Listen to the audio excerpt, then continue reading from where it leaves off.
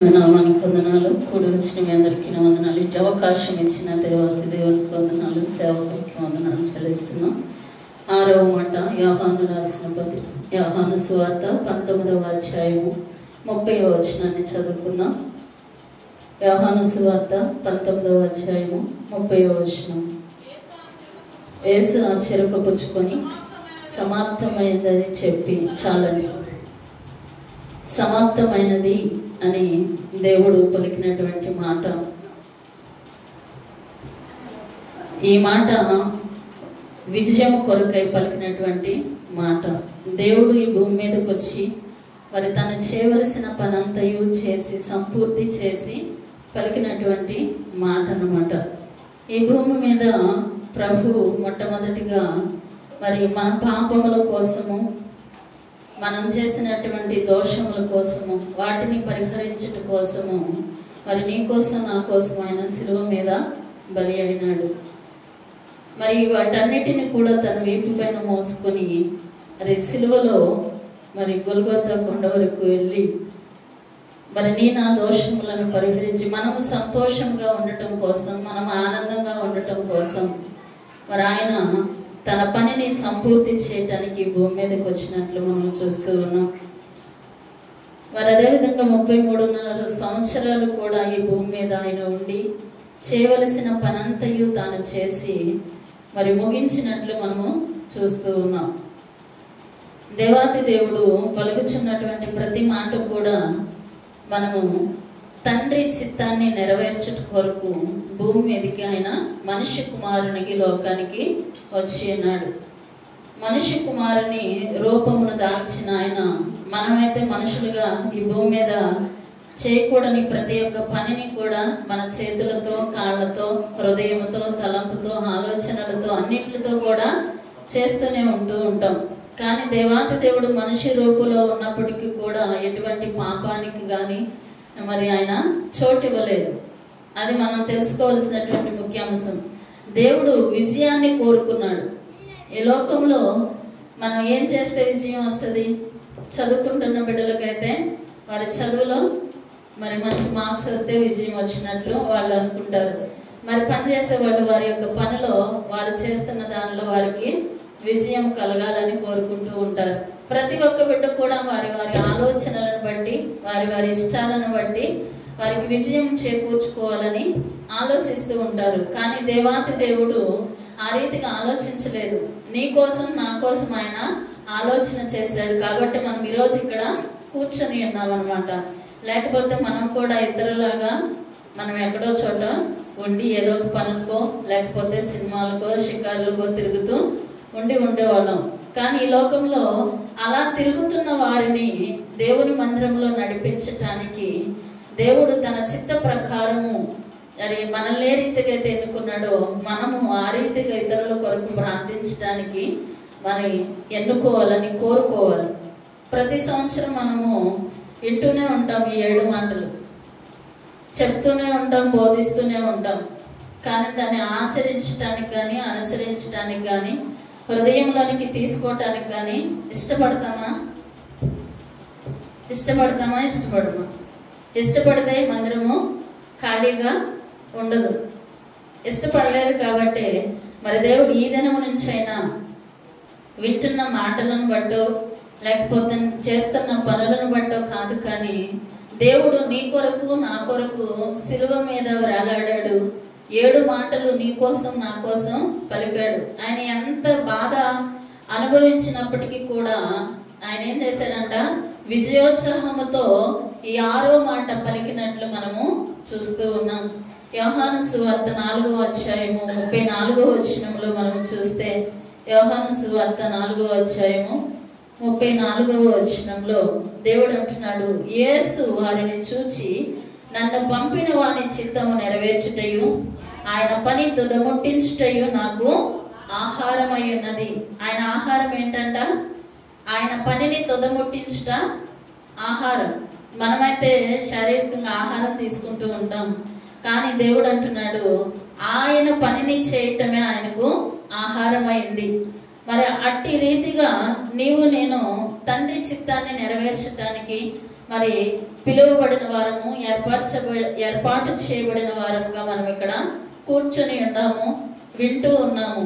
దానిని అనుసరించటానికి దేవుడు తన వాక్శక్తిని మనకు అనుగ్రహించలాగా మనము ప్రార్థన చేయాలి. మరి ఆయన ఏ రీతిగా అయితే సంపూర్తి చేసి, ఏ రీతిగా అయితే సమాప్తము చేసి ఆయన మరి భూమి మీద నుంచి మళ్ళా ఆరోహణమై వెళ్ళి ఉన్నాడో, మళ్ళా తిరిగి మన కోసం ఆయన రాబోతూ ఉన్నాడు. కాబట్టి ఆయన కొరకు మనం సిద్ధపడి అనేక మందిని సిద్ధపరచాలని ప్రభు పేరిట మనవి చేస్తూ ఉన్నాం. మరి రెండవ మాట మనం చూస్తే రోమీలకు రాసిన పత్రిక 10వ అధ్యాయం 4వ వచనాన్ని మనం చూస్తూ ఉన్నాం. ఇక్కడ ధర్మశాస్త్రాన్ని సంపూర్తి చేయడానికి యేసు ప్రభు వారు మరి భూమి మీద తాను చేయవలసిన పని అంతయు మరి చేసి ముగించినట్లు మనం చూస్తూ ఉన్నాం. విశ్వసించు ప్రతి వానికి నీతి కలుగుటకై క్రీస్తు ధర్మశాస్త్రమునకు సమాప్తి అయి ఉన్నాడు. విశ్వసించే ప్రతి వారికి కూడా, విశ్వసించిన వారు ఎవరైనా ఉన్నారా? ఉన్నారు. చాలా మంది వినుట మట్టుకు విందురు గాని దానిని గ్రహింపరంట. చూచుట మట్టుకు చూతురు గాని దానిని అనుసరంలోనికి పాటించడానికి ఇష్టపడరు. కానీ దేవుడు అంటున్నాడు, విశ్వసిస్తే మరి నీ విశ్వాసము దేవుని ఎదుట ఎలా ఉంటదంట? నీతి కలిగినదిగా, భక్తి కలిగినదిగా ఉంటదన్నాడు. అపోస్తుడైన పౌలు ఆయన విశ్వాసాన్ని ఆయన కాపాడుకున్నాడు, తన పరుగును కడముట్టించాడు, తన కొరకు నీతి కిరీటాన్ని సంపాదించుకున్నాడు. తను మాత్రమే కాదు కానీ తాను మరి ఆ రీతిగా తనను భక్తిని అపేక్షించు ప్రతి వారికి కూడా ఆయన ఏం చేయాలంట? ఏదో ఒక కిరీటం అనేది సంపాదించుకోవటానికి ఎదురు చూడాలని కోరుకుంటూ ఉన్నాడు. మరి ధర్మశాస్త్రాన్ని సంపూర్తి చేయడానికి ఏం కావాలి? విశ్వాసము, నీతి మనకు కావాలి. దేవుని ఎదుట మన నీతి ఎలా ఉందంట? మురికి గుడ్డ వలె ఉంది. మరి మన నీతి, మన భక్తి దేవుని ఎదుట మురికి గుడ్డ వలె ఉంటే మనకు విజయం వస్తుందా? రాదు. కాబట్టి దేవుని ఎదుట మనము మన నీతిని, మన భక్తిని కాపాడుకోవాలి. యోబు భక్తుడు ఉన్నాడు చూడండి, తన దిక్కంతటిలో కూడా గొప్పవాడు. అటువంటి గొప్పతనాన్ని, యథార్థతను, భక్తిని విడిచిపెట్టకుండా తన చివరి శ్వాస వరకు కూడా ఏం చేశాడంట? గట్టిగా పట్టుకున్నాడంట. మనం కూడా అలాగూ గట్టిగా పట్టుకుని దేవుని యొక్క పనిలో ముందుకు సాగిపోవాలి. దేవుడు ఏ రీతిగా అయితే తన పనిని సంపూర్తి చేశాడో, సమాప్తం చేశాడో, మనము కూడా ఆ రీతిగా చేయాలి. ఆయన విడిచిపెట్టి వెళ్ళాడు, మరి అనేక మందిని శిష్యులుగా తయారు చేశాడు. ఆయన చేసిన భక్తిని వారు అనేక మంది శిష్యులను తయారు చేశారు. మరి నాడు ఈ దేశంలో, రాష్ట్రంలో, ప్రపంచంలో చేస్తున్నటువంటి సేవకులు అనేక మంది మరి చేస్తున్నటువంటి సేవలో వారు కూడా వారి నియమ ప్రకారము వారు కూడా శిష్యులను తయారు చేస్తూ ఉన్నారు. మన సంఘంలో కూడా శిష్యులుగా తయారు చేయబడి అనేక మందికి సువార్తను, రక్షణను అందించటానికి మనం ముందడుగు వేయాలని ప్రభు పేరిట కోరుకుంటూ ఉన్నాం. మరి మూడవదిగా మనం చూస్తే అదే రోమీలకు రాసిన పత్రిక 9వ అధ్యాయము 27వ వచనంలో చూస్తే దేవుడు అక్కడ ఒక మాట సెలవిస్తూ ఉన్నాడు. మరియు ప్రభు తన మాట సమాప్తము చేసి క్లుప్తపరచి భూలోకమునందు దానిని నెరవేర్చను గనుక ఇశ్రాయేలు కుమారుల సంఖ్య సముద్రపు ఇసుక వలె ఉండినను శేషమే రక్షించబడును. ఆనాడు ఇశ్రాయేలు ప్రజలు ఐగుప్తు దేశంలో నుండి తీసుకుని బయటకు వచ్చినప్పుడు ఎంతమంది వెళ్ళారు? పాలు తేనెలు ప్రవహించే దేశంలోనికి. అక్కడ వేల మంది మనం చూస్తూ ఉన్నాం. మరి అనేక మంది అరణ్యంలో నడిచినట్లు చూస్తూ ఉన్నాం. వారు నడిచినంత సేపు కూడా వారి చెప్పులు గాని, వారి బట్టలు గాని చిరిగిపోయినట్టుగాను, అరిగిపోయినట్టుగాను మనము చూడలేం. కానీ వెళ్ళిన వారు ఎంతమంది అంటే ఎంతమంది వెళ్ళారు? 2 మాత్రమే వెళ్ళారు. మరి మనము మన నీతి, మన భక్తి, నేను దేవుని మందిరానికి వెళుతున్నాను, దేవునికి దశమ భాగం ఇస్తున్నాను, దేవుని సన్నిధిలో క్రమం తప్పకుండా వారం మందిరానికి వెళ్తున్నాను అని మన భక్తిని మనము రెట్టింపు చేసుకోవటం కాదు. కానీ మనం చేసే భక్తిలో ఎంత యథార్థత ఉంది, ఎంత నమ్మకము ఉంది, దేని కొరకు మనం ప్రాకులాడుతున్నాం, దేని కొరకు మనం ప్రయాసపడుతున్నాం. మరి లోకంలో అనేక ఆత్మలు నశించిపోతున్నాయి. నశించిన దానిని వెతకి రక్షించడానికి మనిషి కుమారుడికి ఈ లోకానికి వచ్చినటువంటి ఆయన మరి సమాప్తము చేసి వెళ్ళిపోయినప్పుడు మన దానిది తిరిగి చేయవలసిన పని మన పైన పెట్టినప్పుడు మనం ఏం చేస్తున్నాం? ఒకసారి ప్రశ్న వేసుకుందాం. ఆయన ముగించిన పని మరలా చేయటానికి ఇంకా అనేక మంది ఈ లోకంలో నశించిపోతున్నారు కాబట్టి సర్వలోకమునకు వెళ్ళి సర్వ సృష్టికి ఏం చేయాలంట? సువార్తను ప్రకటించాలి. ప్రకటించవలసిన భారము మన పైన ఉంది కాబట్టి దేవుడు ఆ రీతిగా కోరుకుంటూ ఉన్నాడు. నీవు నేను కూడా మరంటి కార్యాన్ని చేయటానికి ఇష్టపడాలన్నమాట. మరి 4వదిగా మనం చూస్తే యోహాను సువార్త 19వ అధ్యాయము 28వ వచనంలో దేవుడు ఈ మాట సెలవిస్తూ ఉన్నాడు. యోహాను సువార్త 19వ అధ్యాయము 28వ వచనం చదువు. అటు తరువాత సమస్తమును సమాప్తమైనదని యేసు ఎరిగి లేఖనము నెరవేర్చబడినట్లు నేను తప్పికొనుచున్నానెను. మరి దేవుడు ఈ మాట ద్వారా మనం నేర్చుకోవాల్సింది ఏంటంటే ఈ లోకంలో దేవుని చిత్తాన్ని నెరవేర్చటము మన పరిపూర్ణమైన భక్తి మరి అయ్యున్నదని మనము గ్రహించాల. దేవుడు చెప్తున్నటువంటి మాట సమాప్తము అయినప్పటికీ సమస్తమును అప్పటికి సమాప్తమైందని యేసు ఎరిగి ఉన్నాడు. మరి ఎరిగినటువంటి మాట ఏమి సమాప్తమైంది? మరి దేవుడు మన పాపముల కోసం మన శాపముల కోసం మరి కొట్టబడి నెట్టబడి మరి పిడిగుద్దులు గుద్దించుకొని అనేక విధాల గడ్డము పెరిగించుకొని అనేక విధాలుగా ఆయన శ్రమ పడినప్పటికీ కూడా ఆయన దుఃఖాక్రాంతములుగా ఉండటం మనము చూసి ఇలా. కాబట్టి దేవుడు అంటున్నాడు ఈ లోకంలో ఆయన చేయవలసిన పని సమస్తము కూడా సమాప్తమైంది కాబట్టి మనం చేయవలసిన పని మరి సంపూర్తిగా మనం చేయటానికి దేవుని సన్నిధిలో ముందుకు అడుగు వేయాలి. ఎప్పుడైతే ఆ రీతిగా సమర్పించుకుంటామో అప్పుడే దేవుని సన్నిధిలో నుండి మనం ముందుకు కొనసాగగలుగుతాం. మరి ప్రతి సంవత్సరం కూడా జనవరి 1 వస్తే నేను ఇమ్మానుయేల్ కుటుంబం గురించి మాట్లాడాలనుకుంటున్నా. సాక్ష్యం చెప్తాడు, లేదంటే వచ్చినప్పుడు ఏం చెప్తాడు? సాక్ష్యం చెప్తాడు. ఈ వారం నుంచి ప్రతి వారం కూడా నేనేం చేయాలి? దేవుని మందిరానికి కుటుంబంతో రావాలి అని సాక్ష్యం చెప్తాడు. గత నేను 5 సంవత్సరాలుగా మాట వింటూనే వచ్చి ఉన్నా.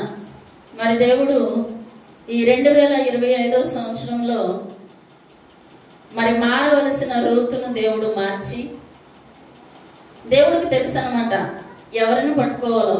ఇమ్మానుయేల్ వచ్చి సాక్ష్యం చెప్పి వెళ్ళిపోతాడు, రూతు వస్తుందా? రాదు. ఎవరిని పట్టుకున్నాడు దేవుడు? రూతుని పట్టుకున్నాడు. బలహీనత పెడితే కానీ నా మాట వినేటట్టు లేదనుకున్నాడు. బలహీనత పెట్టాడు. 1 రోజులు బాధపడిన పిమ్మట ఆమె తీసుకున్న నిర్ణయము, ఆమె చెప్పిన సాక్ష్యం ఏంటంటే, నేను ఎన్ని మందులు వాడినా, ఎంతమంది డాక్టర్ల దగ్గరికి తిరిగినా సరే అది నయం కాదు.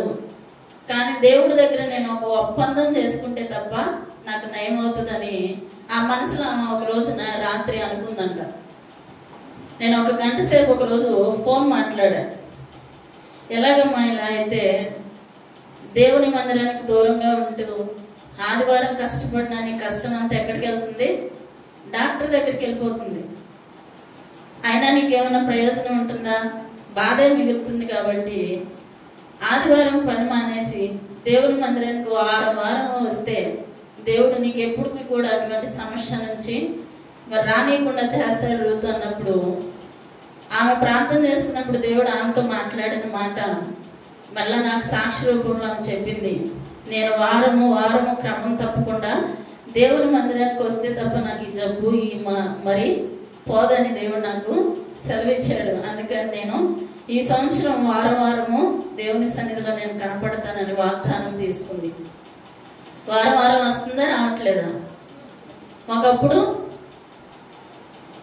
నెలలో 4 వారాలు 5 వారాలు ఉంటే 2 వారాల్లో ఇమ్మానుయేల్ వస్తాడు. మళ్ళా 3 వారాలు కనిపించడు ఇమ్మానుయేల్ కూడా.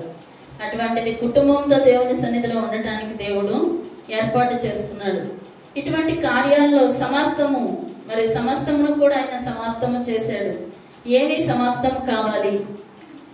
చివరిగా నేను ఒక వాక్యమును చదివి ముగించాలని ఇష్టపడుతూ ఉన్నా. యెషయా గ్రంథము 60వ అధ్యాయము యెషయా గ్రంథము 60 అధ్యాయము 20వ వచనాన్ని చదువుకుందాం. నీ సూర్యుడికను అస్తమింపడు, నీ చంద్రుడు క్షీణింపడు, యెహోవాయే నీకు నిత్యమైన వెలుగుగా ఉండును, నీ దుఃఖ దినములు సమాప్తమగును. హల్లెలూయా, హల్లెలూయా. ఈరోజు నీవు ఇక్కడ కూర్చున్న ప్రతి ఒక్కరిలో ఏదో ఒక దుఃఖము, ఏదో ఒక బాధ, ఏదో ఒక వ్యసనము, ఏదో ఒక చింత ఉందా లేదా? దేవుని మందిరంలో కూర్చొని ఉన్నప్పటికీ కూడా మనలో ఒక దుఃఖము, ఒక బాధ, ఒక చింత అనేది, వ్యసనం అనేది ఉంది. అది ఈరోజు దేవుని సన్నిధిలో నీవు విడిచిపెట్టేసి ఏం చేస్తాడంట? నీ దుఃఖ దినములన్నీ కూడా సమాప్తి చేసేస్తాడు. సమాప్తి అంటే సమాధి చేయబడుతుంది. నీకున్న ఏ రోగమైనా, ఏ బలహీనత అయినా, ఏ దుఃఖమైనా, ఏ బాధ అయినా, ఏ కష్టమైనా సరే దేవుడు నీవు కోరుకుంటే, నీవు ఇష్టపడితే దేవుడు తప్పక నీ పక్షాన కార్యం చేయడానికి దేవుడు ఇష్టపడుతూ ఉన్నాడు. కాబట్టి నీ దుఃఖ దినములు సమాప్తం అవ్వాలంటే నువ్వేం చేయాలంట? దేవుని మందిరంలోనికి క్రమం తప్పకుండా రావాలి. దెబోరక్క అనేక సార్లు చెప్తూ ఉండేది, ఎదిగో వచ్చేస్తున్నా, అదిగో వచ్చేస్తున్నాను అనేది. పోయిన బల్లారాధన రోజున కూడా అక్క ఎక్కడున్నా అంటే ఇదిగో వచ్చేస్తున్నాను అంది. బల్ల అయిపోయింది, అన్నీ అయిపోయింది, చివరికి మనిషి మాత్రము కనపడలా. ఎందుకు పేరు పెట్టి చెప్తాం అంటే, దేవుడు ఈ దినమైన మీతో మాట్లాడి మీ యొక్క హృదయాలలో, మీ యొక్క తలంపులలో, మీ యొక్క ఆలోచనలు మార్చి ప్రతి వారము ప్రభువా నేను క్రమం తప్పకుండా నీ మందిరంలో కనపడతానని దేవుని సన్నిధిలో నీవు వాగ్దానం చేసుకుంటే, దేవుడు నీకున్న ఎటువంటి దుఃఖాన్నైనా సరే, ఎటువంటి బాధనైనా సరే దేవుడు తీర్చి వేస్తానంటున్నాడు, సమాప్తం చేస్తానంటున్నాడు, సమాధి చేసేస్తానంటున్నాడు. కాబట్టి ఈ దినం దేవుని సన్నిధిలో నీవు నేను కూడా ఏం చేయాలంట? కోరుకోవాలి. దేవుడు అంటాడు ఒక వాక్యం, కీర్తనలు 20:4 నీ కోరికను సిద్ధింపజేసి నీ ఆలోచన యావత్తును కూడా ఏం చేస్తాడంట? సఫలపరుస్తాడు. ఎప్పుడు సఫలపరుస్తాడు? ఆయన మాట నీవు విన్నప్పుడు, నీ ఇష్టంగా నీవు తిరిగినప్పుడు, నీ ఇష్టానుసారంగా నీవు ఉన్నప్పుడు కాదు. దేవుని చిత్తానికి నీవు తల వంచి ఎప్పుడైతే ఆయన సన్నిధిలో మోకరించి అడుగుతావో అప్పుడు దేవుడు నీ దుఃఖ దినములన్నింటినీ కూడా సమాప్తి చేస్తాడు. మరి అట్టి కృప దేవుడు నీకు నాకు అనుగ్రహించాలని, మరి సమాప్తమైనది అనే మాట విజయోత్సాహంతో సిలువలో వేలాడుతూ కూడా పలకటానికి దేవుడు ఎంత గొప్ప త్యాగశీలి. మనం చిన్న ముళ్ళు గుచ్చుకుంటానో, చిన్న బాధ కలిగితే, చిన్న కష్టం కలిగితే మనం ఏం చేస్తాం? అయ్యో, అబ్బో, నాయనో అని అరుస్తూ ఉంటాం. దేవుడు ఉంటే నాకు ఇలా ఎందుకు జరుగుంటది, అలాగే ఎందుకు జరుగుంటది అని అనేక రకాలుగా మనం మాట్లాడుతూ ఉంటాం. కానీ దేవాది దేవుడు తన తండ్రి పంపిన చిత్తాన్ని నెరవేర్చడం కోసము సిలువలో వేలాడుతూ కూడా సమాప్తమైనదని విజయోత్సాహంతో పలకటానికి దేవుడు ఇష్టపడి ఉన్నాడు. మరి అట్టి రీతిగా నీవు నేను కూడా ఇష్టపడుతూ ఆయన మరి మిగిల్చి వెళ్ళిన సేవను, పరిచర్యను ఆయన వచ్చే వరకు, ఆయన మనల్ని కొనిపోయే వరకు కూడా మనం ఏం చేయాలంట?